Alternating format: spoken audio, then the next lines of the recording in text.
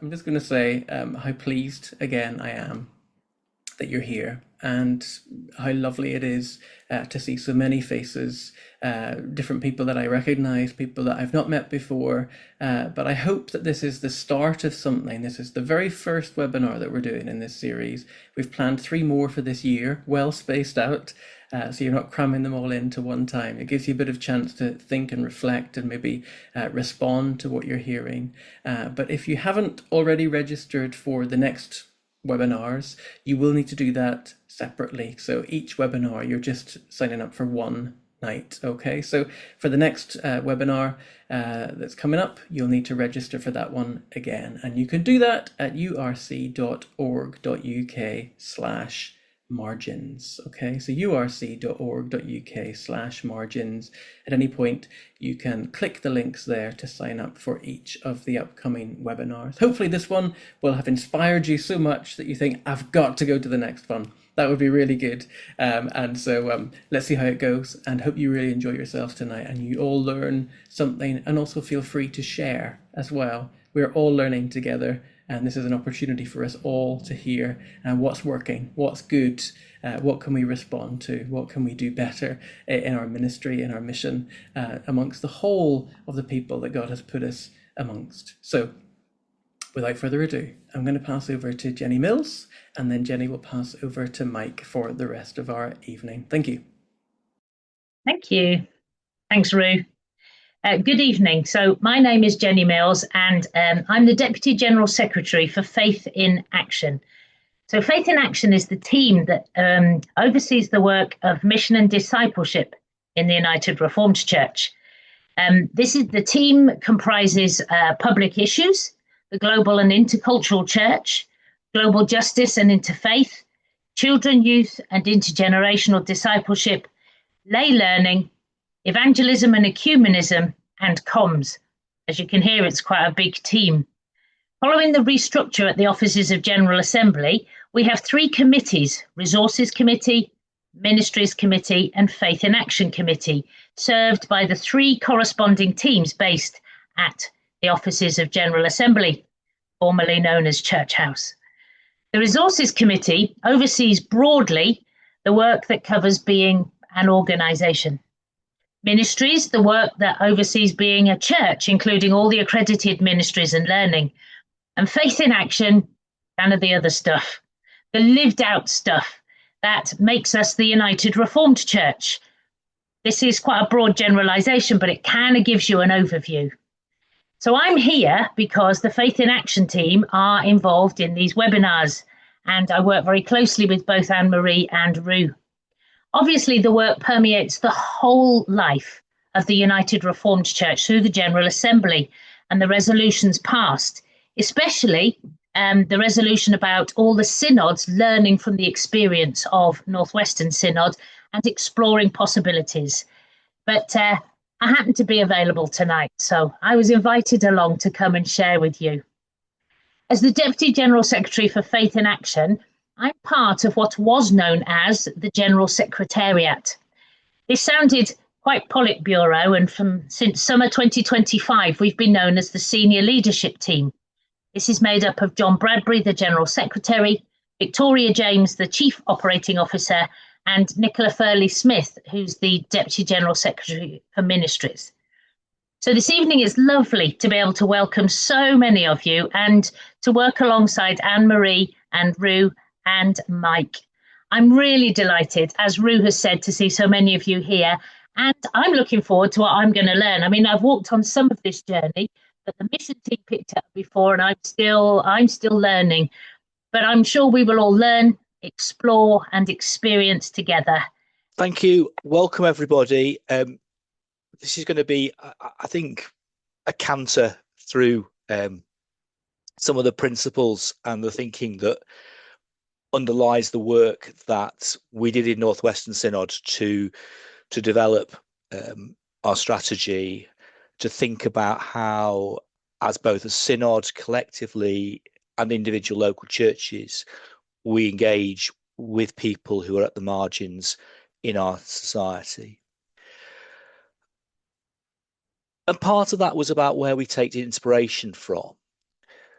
some of that is thinking about how within the 5 marks of mission, particularly around the tend and the transform aspects of that, we are charged with being part of local communities and addressing issues of injustice and hurt.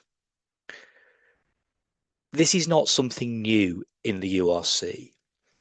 The recent Theos report looking at the church as part of the Church Life Review is very clear on the tradition and the strength of our work in local communities, about how we act in those communities to work with people to address those issues. Each local community is different. And I want to use a passage from Scripture to just ask us for a few minutes to think about those who are marginalized in our communities. So I'm going to read some extracts using the Message version of the Bible from the story in John chapter 4 of the woman at the well.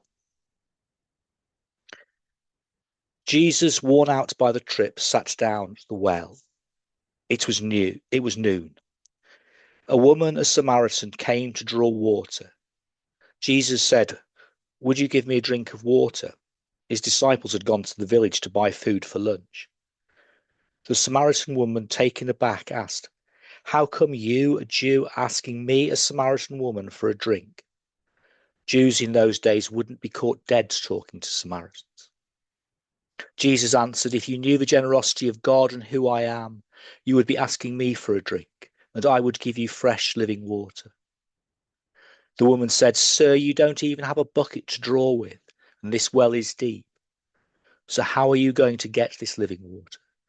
Are you a better man than our ancestor Jacob, who dug this well and drank from it? He and his sons and livestock passed it down to us." Jesus said, "Everyone who drinks this water will get thirsty again and again. Anyone who drinks the water I will give will never thirst, not ever. The water I give will be like an artisan's spring within, gushing fountains of endless life." The woman said, "Sir, give me this water so I won't ever get thirsty, won't ever have to come back to this well again." He said, "Go and call your husband and then come back." And then a little later on, the woman said, "I don't know about that. I do know that the Messiah is coming. When he arrives, we'll get the whole story." "I am he," said Jesus. "You don't have to wait any longer to look any further." Just then his disciples came back. They were shocked. They couldn't believe he was talking with that kind of woman. No one said what they were all thinking, but their faces showed it. The woman took the hint and left. In her confusion, she left her water pot. Back in the village, she told people, "Come and see a man who knew all about the things I did, who knows me inside and out. Do you think this could be the Messiah?" And they went out to see for themselves.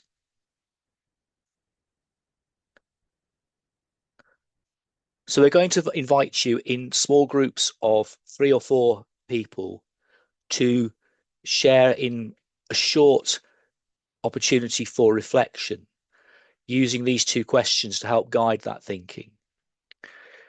So in what ways does this story challenge the religious assumptions of Jesus' time? And what might that story say to us about how working with people at the margins in our local community could help develop and enhance our life as a worshipping and witnessing Christian fellowship? One of the things we did as part of developing our strategy was to use the Church Urban Fund's lookup tool to explore how many and where our churches were located in areas of the most significant deprivation. The time we did this, out of the 104 church locations in northwestern Synod, 38 were situated in the 10% most deprived parishes in England. And I think one of the things that's important is to understand that and it became very clear from analysis that there is not one single cause of deprivation. We have churches in a variety of community settings, former mill towns experiencing industrial decline, some significant urban estates, particularly across Greater Manchester, churches in town and city centres with their own particular challenges, coastal communities across Blackpool, Barrow, Morecambe, and even our most northerly church in rural northeast Cumbria sits in one of the most 10% most deprived parishes. What we were also conscious in our strategy was that even for churches that weren't in that category, all of them served communities who would have groups within that who were at the margins. And we try to strike a balance between focusing particularly on those serving the highest areas of deprivation, but also encouraging this work across churches as a whole. I want to just share with you through a video a story of one of our local churches, a church facing an uncertain future, located in an area of very significant urban deprivation in the 10% most deprived parish, who through an engagement with a listening process to both God and to their local community, emerged a different type of church. This video was produced a couple of years ago by the Church Urban Fund as part of their Growing Good toolkit.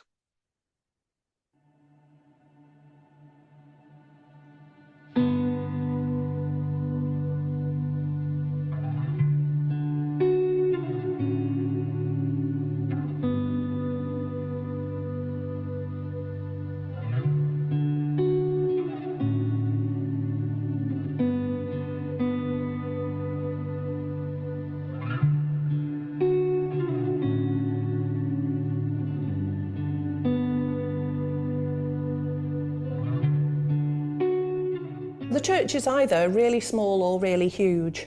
It's both, depending on what people's take of God is and what church is, and God's community.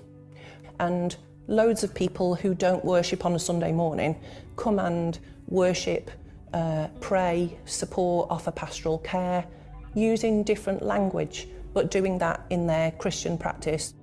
The idea is to make church where people already are, not confine it to one particular time during the week, because that's not really what church ever is. This is Wythenshawe. It's an amazing, diverse, vibrant community.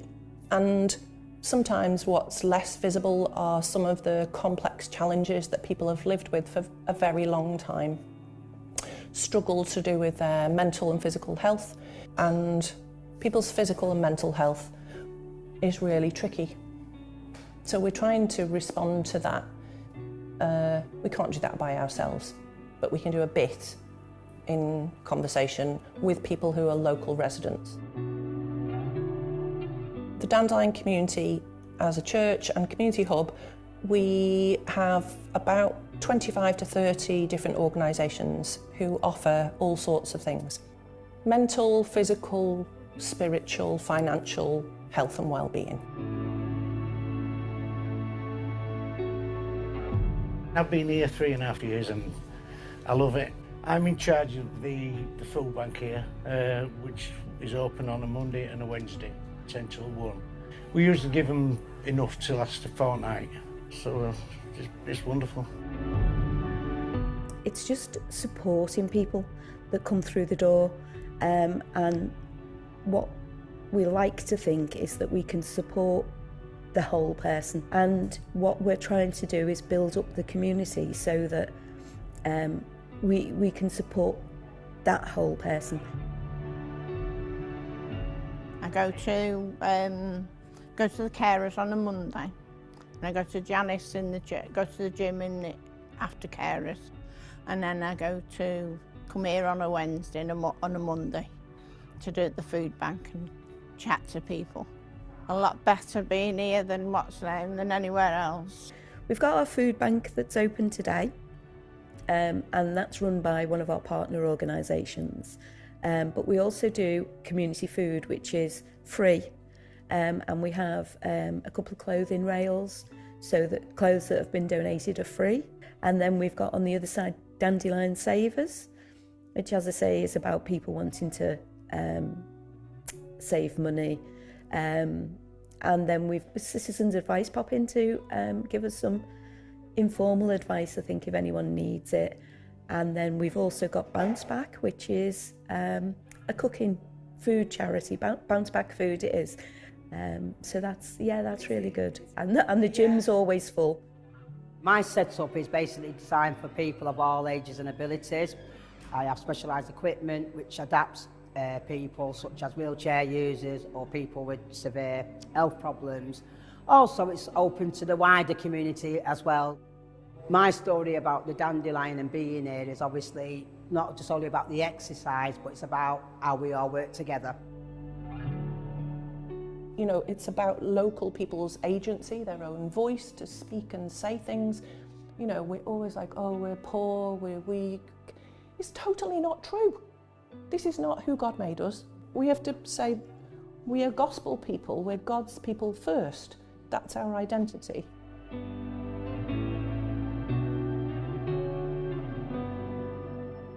So this little tiny dandelion seed, you know, like when the yellow dandelion flower turns white, and you do, you know, make a wish and blow the kind of clock heads. And those seeds are so tiny, you know, salt, light, yeast, dandelion.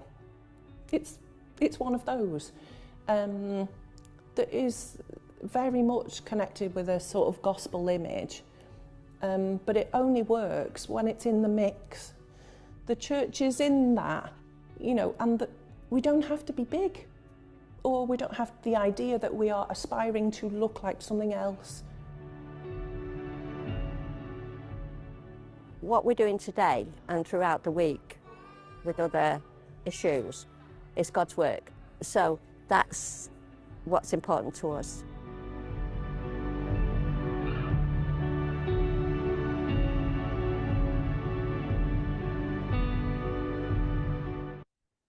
A different kind of church.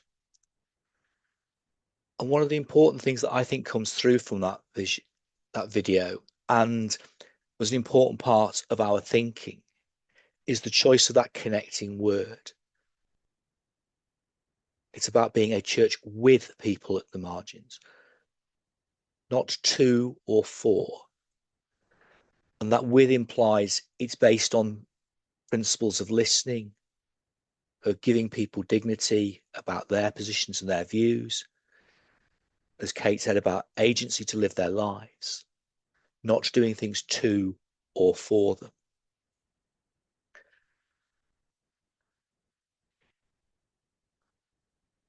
So the key principles that underpin our strategy are about a focus on the disadvantaged, the most disadvantaged and marginalised in our communities.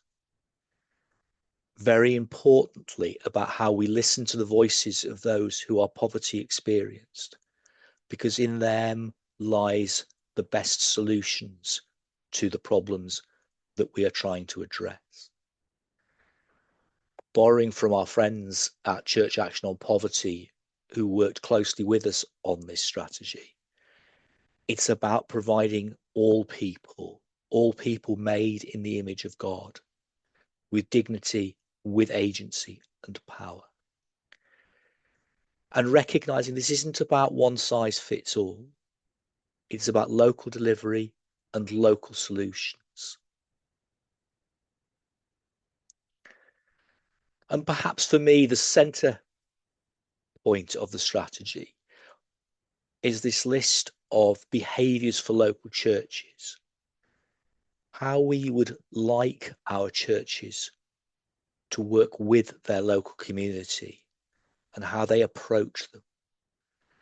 About being not set apart, but integral to the life of that community. As I said earlier, how what we do is based on an active listening to the views of those local people, listening so that we can learn and we can act, following the biblical principle that all people are made equally in the image of God, reflecting the tend part of the 5 marks of missions. Sometimes that's simply about walking with people and communities in the most difficult of situations. But it's also about transforming how we use resources to express that gospel message, about addressing some of the underlying issues that cause poverty and disadvantage.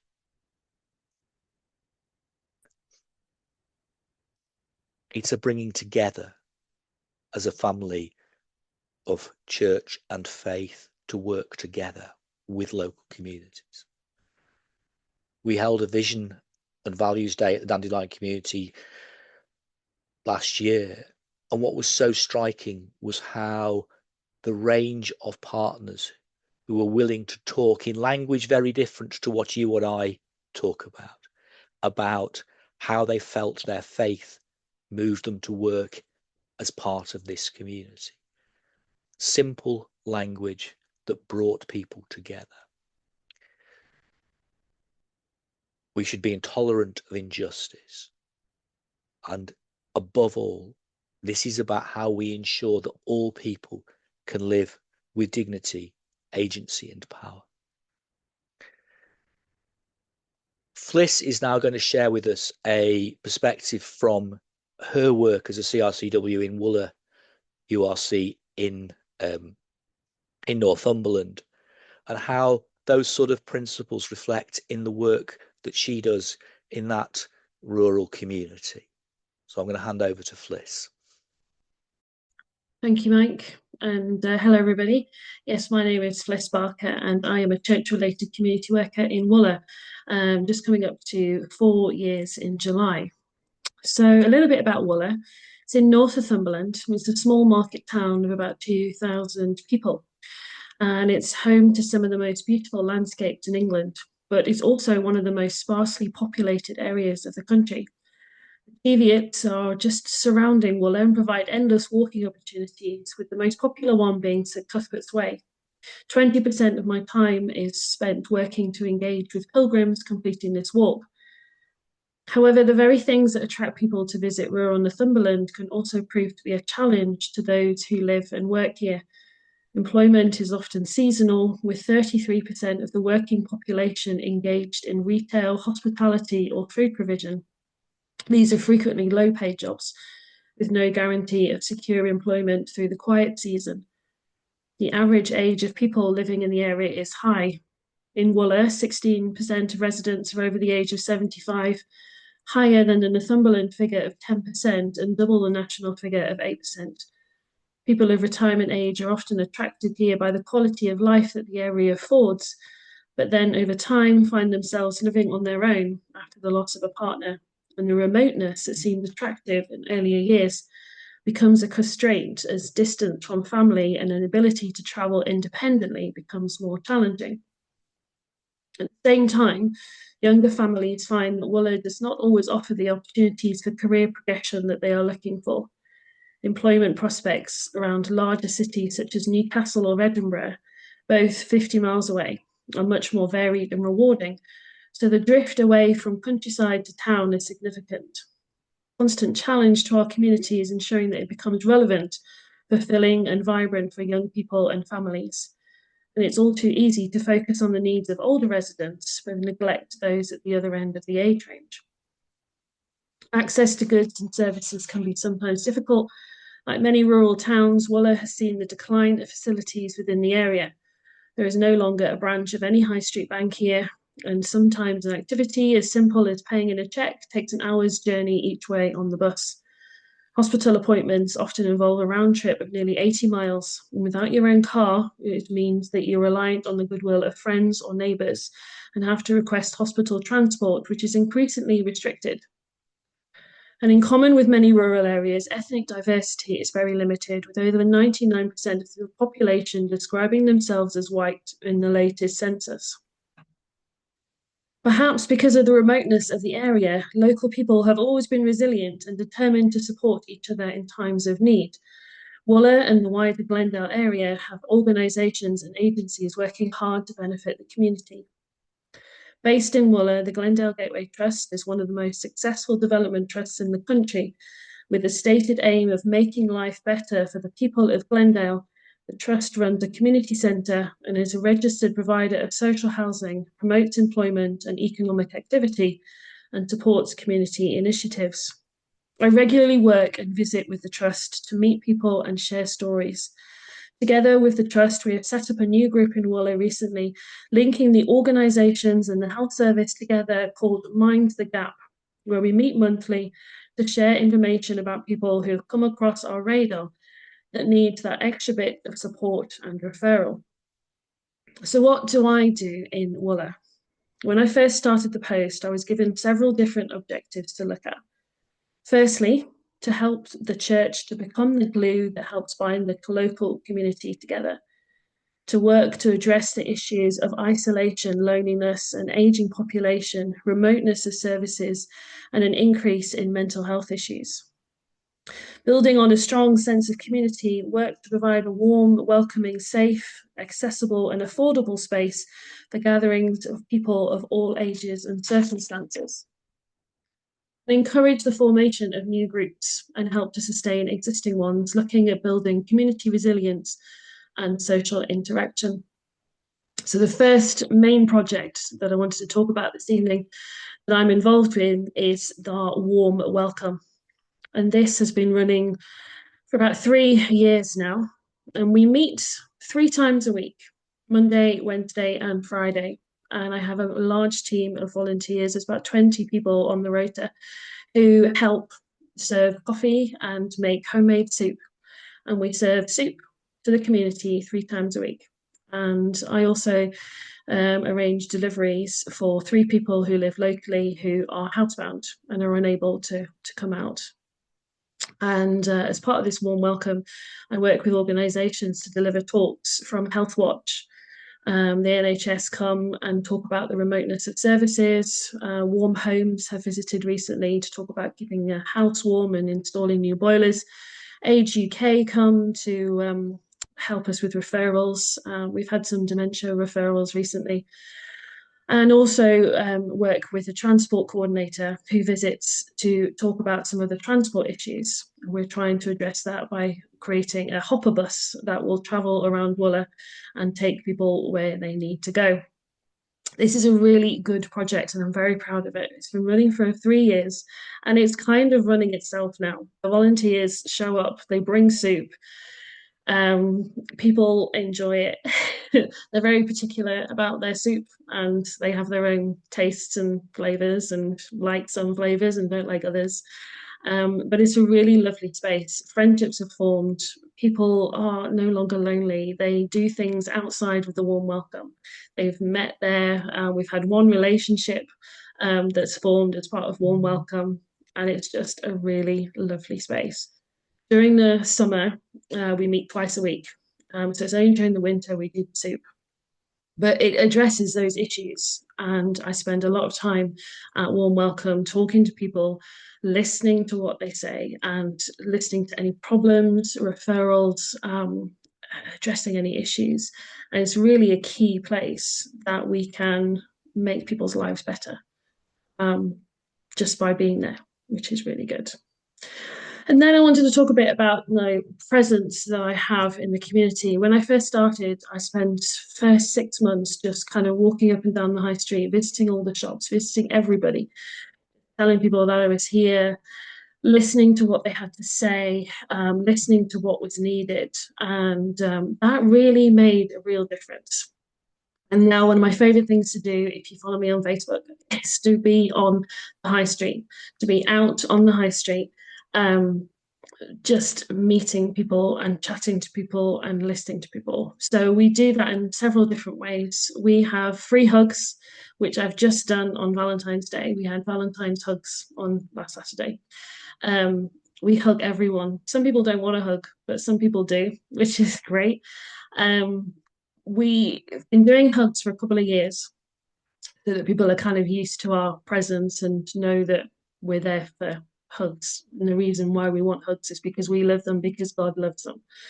And this has recently stepped up into prayer on the streets. So we had free hugs, and then this stepped up a level to prayer on the streets, where we were able to kind of take it to that next level and start sharing the gospel and talking in more depth about why we're doing what we're doing and why we're on the street in the first place. And that's been really good. We've done that a couple of times, and people have stopped and said, yes, can you pray for my friend? Can you pray for my neighbour? And why do you want to pray for us? And that's led us to these conversations. The bottom right picture is treat or treat. So Halloween, we are again out on the street. And instead of doing tricks, we're doing treats. And we're talking about why we are out on the street. And again, sharing that message of love and hospitality by giving treats and nothing else. So families come and visit us and have a little chat with us, which is really nice. We've also, in the last autumn, we started an alpha course. We had 11 people come to join us in the alpha course, and that's recently developed, and we now have another group running called Messy Spirituality, which is all about how we live our lives in this kind of messy world. So we're hoping that if we start another alpha group next autumn, that will lead to another Messy Spirituality group, and that will just continue to grow. I'm also in school. Other activities, we're in school doing Open the Book. So we're reaching children, telling Bible stories weekly. We've got a great team. I'm doing assembly in the middle school and the first school. And we're also making the most of the beautiful, wonderful countryside that we live in. So we have several walking groups where we go out and we do some prayers and reflections, and we thank God for the countryside where we live. And we also, in the middle picture, is the picture from our first sing-along. So we have several sing-along events where that's from The Sound of Music, if you hadn't guessed already, where we show the film and we have a bit of a sing-song. So there is lots more that I could probably talk about. There's a lot happening. I am very blessed in that the church is up for so much. They have a wonderful team of volunteers, I have a wonderful eldership. And they're so keen and so enthusiastic that we're able to put all these things into practice. I'm really the Kickstarter, and then they kind of go off and do it by themselves. But I really wanted to finish by just talking about the importance of presence, really. The importance of spending that time at the beginning, walking around, listening to people, talking to people, showing people that the church is interested and the church really cares about what they have to say. And that time spent has really paid off now. I mean, it takes me 45 minutes to get from one end of the high street to the other, but I love that because it's such a small town that you can stop and chat to 6 different people if you just go into the co-op for a loaf of bread, but it's fantastic. And I always try and make sure that that sense of presence is really key. The importance of building a team. I cannot obviously do everything, and there is so much going on in the church. The church is growing, the church is thriving, the community is buzzing, but that's the importance in the first couple of years of building a really good team. And I'm also conscious of the fact that now as I come to the end of my first 5 years, is that I'm making things sustainable. So that if I leave after the first 5 years of the project, everything carries on, and that growth and mission and community work continues. But the community is engaged because as a team and as a community worker, we're spending that time really listening, not just to what they want and need, but also to what God's doing in Wooler. And he's doing all sorts of stuff. It's amazing. And referrals now, help is really quick because I've spent time building up a reputation and building up that presence and building up those relationships. Referrals and help and knowledge is really quick. So things happen instantly, which is really, really good. So it's a great first post. It's the first rural CRCW post. I'm really excited, kind of, as I come to the end of the first 5 years, whether there might be another 5 years and what the future holds for Wooler. But yeah, it's a church. It's not always easy. There are challenges in a rural environment, but it's wonderful, and I'm very grateful to be in Wooler. And I'll be happy to answer any questions in the Q&A when we're finished. But thank you for listening. And if anyone wants my email, I saw somebody had already been on a pilgrimage to Wooler, which is great. If anyone wants my email, just let me know, and you can come and visit or ask me any questions, or come and see me. Absolutely. Thank you very much. Thanks. Thank you, Fliss. We're now going to give you an opportunity in slightly larger discussion groups for 8-10 minutes, Rue, to just reflect on what you've heard and what it might mean for your local church and community, about the place of listening in to people in your community, how that might challenge your ideas about what church is about and church growth, but really an opportunity to think about the implications of what you've heard so far in my presentation and Fliss's wonderful example from Wooler about how a church that's connected with its local community can thrive. This thinking about mission, the mission of the church. We sometimes talk about words like growth, that we want the church to grow. That is part of what we want to do as mission, growing the kingdom of God, growing what God is doing and accompanying what God is doing, working with God in what is happening in our environments, in our communities, in the neighborhoods that God has placed us. So I want to ask about that word growth. How does this work that you're doing, and perhaps that you're proposing that we do or that we strengthen, how does that work support the growth of the church? And that's up for you, Mike, or for Fliss to answer. And other people might want to add in their thoughts as well. Who knows? Thanks, Rue. A couple of thoughts. I don't think there's any conflict between being a church with people at the margins and a sense of church growth and mission. Certainly the evidence in North Western Synod is that most of the churches in the Synod who are most active in this work with their local communities are also some of the churches that are seeing the most growth in the traditional ways we measure church's size and growth through membership and Sunday morning congregations. I mean, I think there's an interesting question, given our rich heritage in working with communities, about why perhaps we don't measure other things, such as the number of volunteers working in churches, the number of people coming through church door for church activities over a week. I mean, I can point to one of our churches who has 140 volunteers and well over 1,000 people coming through the door each week. Thank you, Mike. What about you, Fliss? Anything from you about growth? How do you even measure growth in your context? Is that something that you think about? Not really. I mean, our church has completed leading your church into growth. We've completed it together as a church. I mean, my job is never about putting bums on seats. I think probably I would echo what Mike said. Really, is the growth that happens is growth in people. We have 30 people who come to church on a Sunday. But if you think about all the conversations that myself and volunteers and the team are having with people about God and about, that sort of growth and discipleship, then those conversations are happening right across Wooler. So that's kind of kingdom building in itself, really. So yeah, I'm more concerned maybe with the growth of people and building those relationships in that community.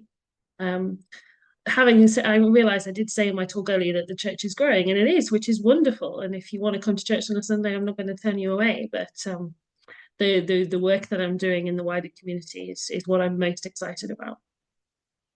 Brilliant. Thank you, Fliss. That's really helpful to hear that perspective. There's a great question from Gilbert here on the Q&A. I want to come to it in just a second, but I want to put Neil Cooper on the spot. Thanks for joining us today, Neil. Neil is a wonderful friend and a wonderful human being in many, many ways. I want to ask Neil, if it's not too difficult a question, do you remember a couple of years ago, there was a wonderful report that came out, wonderful in the sense that it was very challenging and it made us really think hard about this. But it was looking at the involvement of different churches, different denominations in areas that were marginalized, areas with significant marginality. Did you just want to share a little bit about that and maybe some of the takeaway learnings and so on that we might want to think about through that? There might be a bit of pride for some of us, but also some intense learning that we need to do from that. Sorry to put you on the spot, Neil, but yeah, thank you. Thanks, Rue. I knew I shouldn't have signed up for this. This was with my Church Action and Poverty hat when I was working with Church Action and Poverty. We did 2 pieces of research on the theme of church on the margins. One was looking at Greater Manchester. Both looked at Greater Manchester. One looked at the trend in church closures over a 10-year period. And across the 5 biggest denominations. And the clear overall trend was that more churches in low-income neighbourhoods, the ones that Mike was talking about, closed than in other areas. So the church basically was disproportionately pulling out of low-income communities. So that was like the story of decline and failure and closure. And it feels like with some of our churches, the expectation is when you're going to close, and it can be quite hard if you're told that's what your trajectory is. The good news actually was the URC had performed better than the other denominations. So actually we were closing churches equally in low income and more affluent areas. So that, that was I don't want to be over congratulatory because we were still closing churches. But the other story we did was to talk to people, to listen to people in groups in low income communities who were connected with church. And Dandelion was one of the places we listened. And what was fascinating there was a completely different story where what people talked about was and they talked with great passion about how church was family and a place of love and community and belonging. And these were people, many of them, for whom they'd been part of that church and that faith community for decades. And it was like their faithful presence in that community. And Dandelion's a classic example of this. Been there for 40 years, a faithful witness, and how powerful that community, the Dandelion community is in the community and in the lives of the people that are there. And I think if we went back now with all those other community partners, that would be like on steroids, that so many more people would have that experience, that this is a place of love and belonging. And I was at the same strategy day as Mike, and it was great that all these other community partners that ostensibly are not faith groups at all really valued being part of the Dandelion community and talked about how it was important that there was church, an element of church and faith in the mix. And so it was that contrast between the story of failure and decline and the story actually of growth and hope and faith. And it was a really powerful counter narrative. And if we can listen to communities, that's my experience. That's what Church on the Margins is not a story of failure. It's actually a story of incredible witness and mission, and people are engaged in mission anyway. People are already in that community leaders actively involved in mission. It's how can we get alongside and support and recognise and affirm and resource that, so it's even better. Thank you so much, Neil. Really appreciate you saying that. That actually links in really nicely, I think, with Gilbert's question. I'll let you disappear again, Neil, so you're not being highlighted, but that doesn't mean that you're not allowed to speak. If you'd like to, if you've got anything to share, you'd be very welcome to. But Gilbert asks, what are the key challenges and opportunities in translating this model of ecclesial engagement into living practice in marginalized contexts, and what can be learnt for the wider church? What are the key challenges and opportunities in this model of ecclesial engagement, and what can the rest of us learn about that? Is there anything that comes to mind for you, Fliss, or for you, Mike, or anyone else actually on the call who would like to unmute and input into that, or put in the chat as well? You'd be very welcome to do so. Well, I'll make a start. I think Fliss hinted at this in some of the things she said, is about starting simple and starting where I'm a great believer that, and we've got some good stories again in our churches about where churches are good at hospitality. Churches like making cups of tea, cake, soup, those sorts of things. And it's how we use that as a starting point to enable those conversations over a cup of tea, a scone, whatever, and how that develops. The strategy that we've talked about started in Northwestern Synod when 3.5 years ago, cost of living crisis, and we had a resolution brought to our Synod meeting from local churches about supporting work around church at the margins, about developing a strategy, and about stimulating action in local churches with their communities. And one of the things we very quickly did was we, as a synod, offered our churches a small grant if they registered as a warm welcome space. We've continued to do that every winter. We offer churches £1,000 if they prove they're registered. It pays the heating bills, those sorts of things. No form, send us your registration. We have somewhere over 30 of our 100 churches who are registered. Some churches may not choose to tell me they're registered because they don't want the grant. That's absolutely fine. But there are some of those churches where that first step has then taken on a journey that they've realised this isn't just about every winter, this is about all year round. They've started to explore place of welcome, other things like that. We have a church that's a member of the National Chatty Cafe scheme, for example. But I do think if people are looking for a way into this, starting with that sense of offering hospitality is a really good place to start. Brilliant. Thank you, Fliss. I'm going to ask you. Oh, sorry, who's that? Fliss hit the nail on the head. Before she did anything, she walked around her community. She got to know her community. And in part of doing that, the really important thing as well is to listen to God. Because we can jump in, and I've done it myself, so I speak from experience. We jump in with both feet. This needs doing. I'm going to do that. I'm going to do that. And actually, that's not what God wants us to do. So let's be like Fliss. Let's walk around our community. Let's chat to the people. Let's listen to what God has got to say on the matter as well. We can quite often get swayed by looking at the bigger picture when actually, like Neil said, we only need to start small. Yeah, thank you, Sarah. That's really helpful. Sometimes it's as much as taking a walk. It's the start. Or going for a cold water swim. Yeah, or going for a cold water swim. Yeah. Thank you.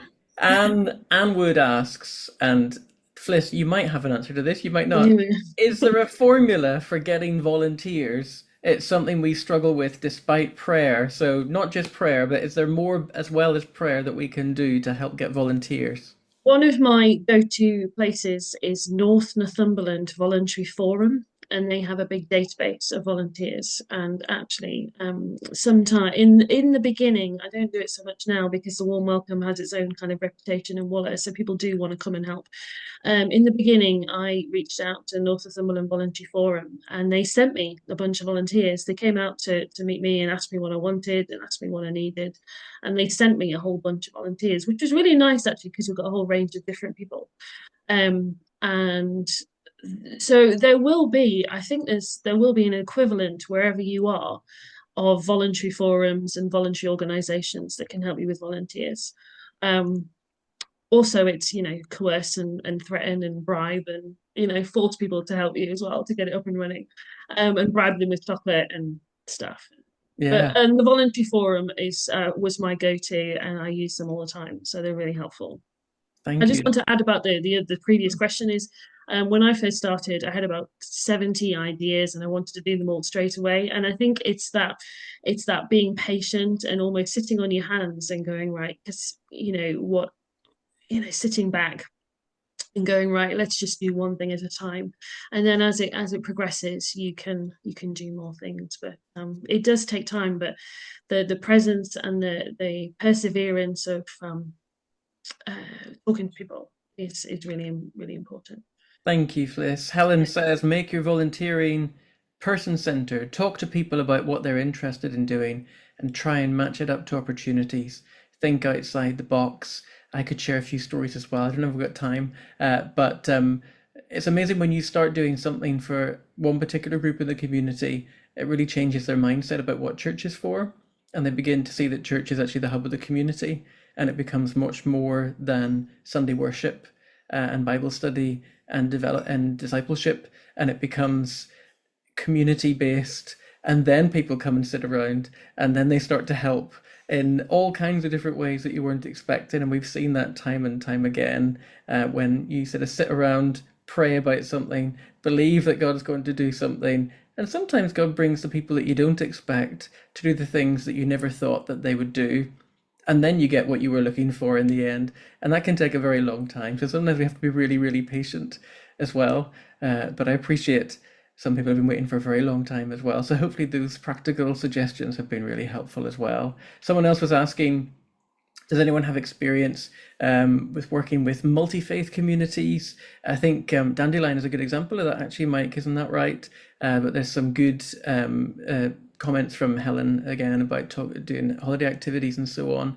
I know that other folks in Vine URC are very good at engaging with multi-faith, particularly with Muslims in the area as well, and they do a lot with their Holiday Bible Club too. It's quite amazing what they're doing there, but it takes time, doesn't it, these things? Anything else you wanted to share about that, Mike or Fliss? You might want to ask Darlene to say something about the refugee work that came out of churches in Darwin. Yeah, Darlene, did you want to say anything about that? Yeah, I can say that is a perfect example of multi-faith work. I mean, and I was actually thinking this week, it's so good that Ramadan and Lent start on the same day this week, because we can celebrate it on the exact day together. So yeah, I can just say we work so closely together. We have mosque twinning as well. Quite a lot of the URC churches in Blackburn, Darwin, have mosque twinning, which you know about, Drew. So we work together as mosques, as churches together. It's basically just all coming together, and we make sure that we celebrate all our special celebrations in every faith group. So work extremely well. Thank you, Dalian. That's really good to hear. Thank you for that perspective as well. I'll remove your spotlight again, so you're not quite under so much pressure again. I can just also say we linked in for food purposes. We linked in with some of the Muslim schools, and they provide the food so that we can make sure it's always halal. I know we can always make it vegetarian, but that is just a good way of providing, the best we can. Food, so important, isn't it? Food is such a brilliant catalyst for any kind of relationship, and food is so vital. Thank you for mentioning about halal food. John Collins was the first person to comment his wife is allergic to dairy products. Why do churches never consider allergies when providing tea and biscuits? I completely agree, John. I don't do dairy products, and the number of times I've just had to sit there looking longingly at a bourbon biscuit or for a bourbon biscuit and there isn't one there. And I say that with a smile, but it's a huge issue for us. Something as simple as, can we have something in our mind about accessibility for food products as well? Marginalization of people because of dairy issues as well, or dietary issues, really important, and we're aware of those. Was someone speaking there? Was that yeah, John? it's John. I was going to say, I've been to a few meetings at Glasgow Interfaith Group, and they always provide vegetarian food, which is therefore suitable for the Jews, Muslims, Baha'i, and everyone else who's there. Yeah. And yet on Sunday, I was given a list at my church of stuff to buy for the local food bank, and 3/4 of it I wouldn't eat. And no one seems to, because I'm vegetarian, no one seems to consider that. And I think we need to consider people's wishes. Just because you're poor doesn't mean you're forced to go away from your principles. Quite right. Thank you so much, John. We appreciate that. We're coming very close to the end. I'm just going to mention that Ruth Watson has said that they have a shared community iftar meal during Ramadan, and they welcome all faiths and none to that. So that's a really powerful way to speak to your community about inclusion, welcome, but also to have those cultural distinctives as well, and those faith distinctives too. To share in those meals, but share it because people will know you're a Christian, and they'll say, well, why are you sharing this with us as a Christian? Surely this is not your tradition. Say, well, actually, let me tell you about our tradition, where we want to be welcoming and inclusive. We want to befriend, and we want to know people and treat everyone as a brother, a sister, a sibling, and that really breaks down barriers and boundaries, doesn't it? Rather than being separate and trying to be different and trying to be separate in a way which excludes. We're trying to be different from the world and being very inclusive and encouraging and being alongside, going where we feel God is leading us. So that's really helpful. Ruth, thank you very much for sharing that. Okay, we're going to draw to a close. It's past, so I don't want to keep anyone any longer than we possibly should. I'm going to just share one little thing that has stuck with me and will stay with me all night if you're interested. And it was during that video that Mike shared, and this will probably seem like a really odd thing or a very minor thing, but there was one shot in the video where I could see there was a ramp, an accessibility ramp had been placed at one end of the church, going up to, where the pulpit is or where the table is, the communion altar, whatever you want to call it. And rather than them putting that little ramp at the side, it was right in the middle. It was right in the way, visually obtrusive. You couldn't not see that there was a ramp placed right in that middle of the church for people to be able to access that communion table and the rest of the church. And I thought, what a fantastic functional bit of furniture at demonstrating what we are trying to do.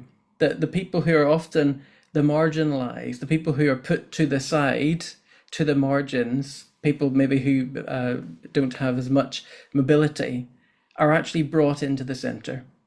The ramp is there, their accessibility is there. There are no barriers, no limits, no exclusions, that we actually, in making that space accessible to some people, it becomes even more accessible to everyone. And that was the moment in the video I thought, I really like that. So let me bless us, and let's bless each other in the words of the grace, and then we will finish our time together, and we hope you'll sign up for the next one that's coming up in a couple of months' time.